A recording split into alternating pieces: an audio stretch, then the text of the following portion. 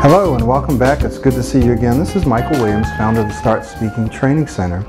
And in this next to the last video, we're going to be looking at the P in our tapped approach. The T stands for transforming or transformation, the A, actualizing or actualization, and the P stands for patterning. I'm not sure if that's a real word or not. I think I made it up. I may have found it on the internet one or two times, but it actually means modeling, patterning, or you pattern yourself after someone. So let's jump right in. This is going to be a relatively short video, but don't let the briefness fool you, because I would say if it wasn't for the techniques and strategies I'm going to share with you in this video, I'm not sure I'd be speaking fluently right now. And I've shared some of these with you before, but let's package it very nicely in this video where we talk about patterning or modeling. So what am I talking about? Well, let me give you an example. There are some actors, from what I've read, who stutter. But when they act, they don't stutter. Why is that? Well, a part of the reason is that they're putting themselves in a new role or a new character. They're taking on a new persona, right? And in this new character, it doesn't include the characteristic of stuttering or stammering. All right? Think about that. So here, when they're themselves, they stutter or they stammer or they're shy. But when they take on this new role, they don't stammer, they don't stutter. So it must mean that it's a choice, right? It's something that they can do or change.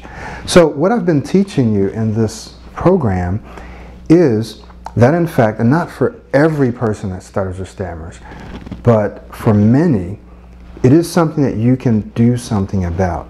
And this particular part of this approach is a very powerful technique and way that you can change that.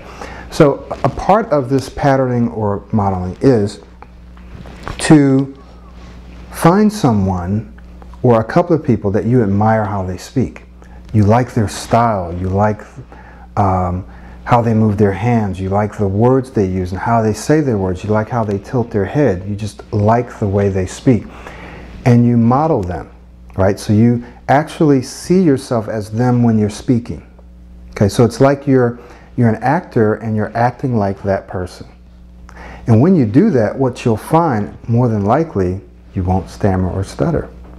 And that's because, one says, well, why is that? Well, that's because the self-concept, which you've heard me talk about, the self-concept or the belief about yourself as a speaker has now changed.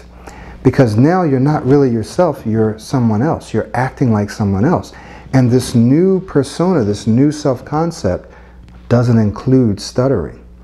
So as you do this, as you use this as an exercise, as a tool, so as you take on this other persona, then you're actually building and creating a new self-concept.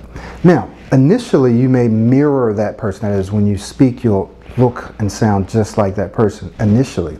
Eventually, you will begin to adapt their characteristics and their style to your own. One time when I was preaching many years ago, I had someone say, "You preach just like one of my models." And that was a great compliment to me because it was working. So I'm not saying that you have to walk around and be that other person. I'm just saying in terms of when you're speaking, you want to adapt and adopt those characteristics for now. Okay, it's a short-term strategy to get you to another place. So let me just give you some very specific steps that you can use to pattern or model. One, pick a topic or a series of topics that you want to talk about or present. Find something that you're passionate about. Right? Find something that you really want to talk about. For me, it was goal setting, or it was time management, or discovering one's purpose in life. Many years ago, that's what I was really passionate about. And I'm still passionate about it, just in a different way now, in a broader way, or even in a more specific way. So pick a topic that you're really passionate about. Second, pick one or two people that you want to model, right? Pick one or two people that you want to model. So you got to find someone that I like the content of what they're saying, I like how they're saying it, I like that person from what I know of them, right? Because they may be a jerk when you meet them in person, or they may not be. But pick someone that you want to model. Third, study everything you get your hands on. That is, if they have videos, if they have audio, if they have written material, study it. Get it inside, because what you're going to do is when you're speaking, you're going to take on that persona. Fourth, prepare and create presentations on the topics that we talked about in number 1. So in other words, in your mind, you're going to go ahead and start to create a presentation. And I'm going to do a whole video series on this. But create a presentation. Act like you're going to be speaking to a group. So let's just say your topic is child care, right? I'm just pulling that out of the air, child care. You're going to create a presentation on child care, effective child care, good child care, things to look out for in child care. And make believe that you're going to be actually presenting this to someone. Okay? And this could be something that maybe you're in school, or maybe you're working and you're an engineer or an accountant or something, and you have a topic that you really are passionate about in your field and you need to present it. Then use that. Create a presentation and go over and over and over that presentation in your mind. Create it in your mind, write it down, then put it back in your mind again and go over so that you don't have to look at the notes. Okay? All right.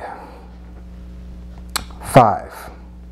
Practice or rehearse those presentations, right? In private.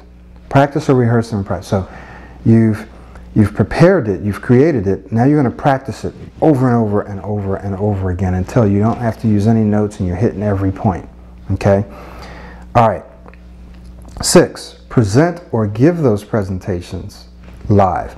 That is, find a place, find some people who will allow you to give that presentation. If you're at work, it might be easy. If you're in school, it might be easy. I actually had to go out and find places and tell them, hey, I'm a speaker, I have these topics that I can speak on, to a group of college kids, and they let me do it. So go out and give the presentations after you've rehearsed it over and over. Now, while you're rehearsing it, you actually want to see yourself giving it as if you were that other person. Okay? So in other words, you're going to be modeling that other person. When you're giving it, you're imagining you're that person giving this presentation. All right? And then finally, repeat this process over and over. That's pick a topic and create a presentation, rehearse the presentation in private, then go out and give it in public, because you will have already picked your model. So you just do those other things. This strategy is very effective because what it does is it helps you develop your speaking skills, your speaking tools, right? And it helps you lay down a base of successful speaking episodes or events. So the more successfully you speak, the more you'll start to believe that you are a successful, fluent, excellent speaker. Does that make sense? Even when you're doing it in private, somebody says, well, I don't stutter when I'm in private. I don't do it when I'm in public. I understand that.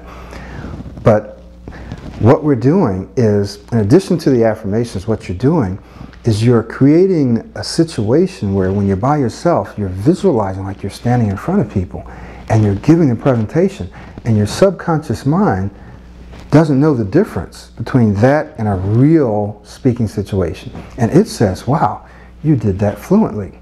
You are an excellent speaker. And it starts to believe that. And the more of those you do, then the more that belief solidifies. Okay? Now, you go out and you give the presentation and it goes smoothly. Now you just added to that base of successful speaking episodes or events.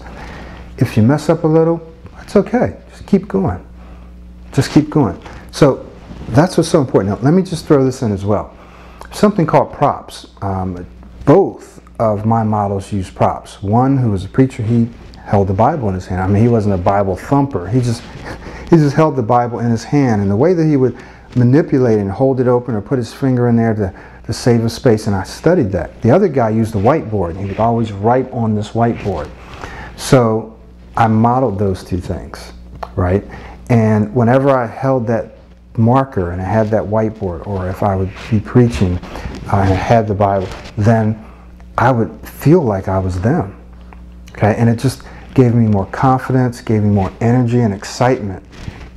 So if you can, and this is not absolutely necessary, but if there's some prop that you can use, whatever it might be, I don't know what it could be, a scarf, but whatever it might be for you, that just extra prop, that extra thing that you use could be the one thing that gives you the confidence, because a lot of it is about confidence, the confidence that you have, the poise and stature. So use the props. All right, so remember we talked about Demosthenes back in the beginning, and we talked about mimicry.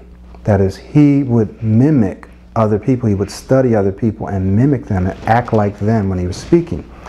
Remember that initially you're going to be mirroring, you might look or sound just like that person, but eventually you'll develop your own speaking style, okay? So hopefully this has been helpful. What did we talk about in this particular session? We talked about patterning or modeling. We talked about finding a subject or topic that you want to speak on, creating a little presentation that you go over and over in your mind until you can do it fluently and flawlessly. Then we talked about rehearsing or practicing that presentation as if you were that other person, okay? Then we talked about finding opportunities for you to go out and actually give that presentation live. And then we said to continue that cycle, okay? How often should you do this? As often as you can. You have to do it once a week? Maybe not, maybe once a month. I used to probably work on a presentation every week. Not every month did I work on it every week, but I try to work on it as often as possible, okay? This will help you. This will help you. So what we'll do is in the next video, we're going to be looking at putting it all together. So I'm going to give you basically 7 things to think about to help you put this entire program together and to keep you motivated and to keep you going. So thank you very much, and I'll see you in the next video. This is Michael Williams.